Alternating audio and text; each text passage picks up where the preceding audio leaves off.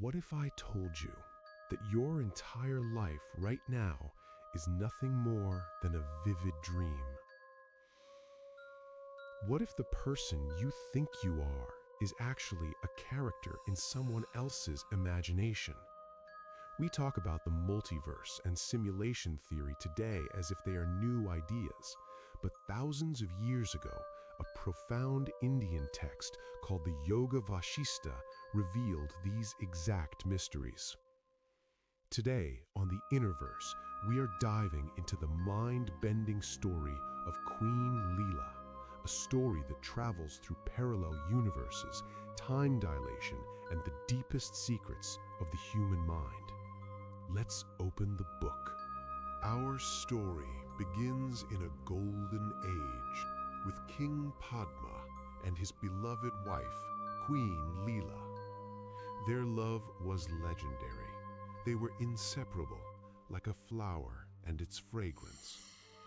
But where there is great love, there is often great fear. Queen Leela was terrified of one thing: mortality. She thought, if my husband dies, how will I ever survive without him? Desperate to preserve their bond, she prayed to Goddess Saraswati, the deity of wisdom. Pleased by her devotion, the goddess appeared and granted Leela two boons. Leela asked, "First, when my husband dies, let his spirit never leave the palace. Let it remain within these walls. And second, whenever I wish, allow me to see you and speak with you face to face." The goddess smiled and said, "So be it." Years passed, and the inevitable happened. King Padma died in battle. Heartbroken, Leela preserved his body under a heap of sacred flowers in the palace, keeping his spirit trapped as per the boon. But she needed to see him. She summoned Goddess Saraswati. "Take me to him," Leela begged. "Where is my husband now?"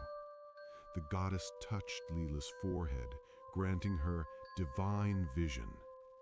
Suddenly, Leela's consciousness was pulled out of her body. She found herself floating in the exact same palace space, but in a different dimension. She was shocked. Sitting on the throne was her husband, but he wasn't King Padma anymore. Here, he was King Viduratha, a ruler of a vast empire. He was 70 years old, surrounded by children and grandchildren. Leela was confused. She asked the goddess, "How is this possible?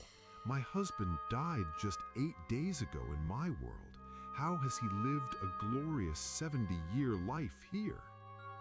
The goddess replied with a truth that shatters our understanding of reality.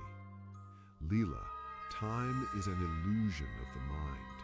Just as a dreamer lives a lifetime in a nap of 5 minutes, the soul creates its own time. His 8 days of death in your world are 70 years of life in this one." But the rabbit hole went deeper.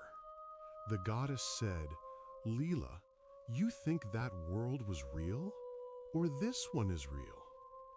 Come, let me show you who you really are." They traveled further, crossing the boundaries of that universe into a third world. Here there were no palaces, no gold. They landed in a small, desolate village. Inside a mud hut, an old Brahmin priest named Vashistha and his wife Arundhati were lying on their deathbeds. The goddess pointed at them and said, "Look closely. This poor Brahmin always dreamed of being a powerful king. His desire was so intense that when he died, his consciousness projected the reality of King Padma. And you, his wife Arundhati, became Queen Leela." Leela was stunned. The hierarchy of reality was revealed. The Brahmin dreamed of being King Padma. King Padma died and dreamed of being King Vidurātha. It was a dream within a dream within a dream. Leela realized the ultimate truth. The physical world is just a dense form of imagination.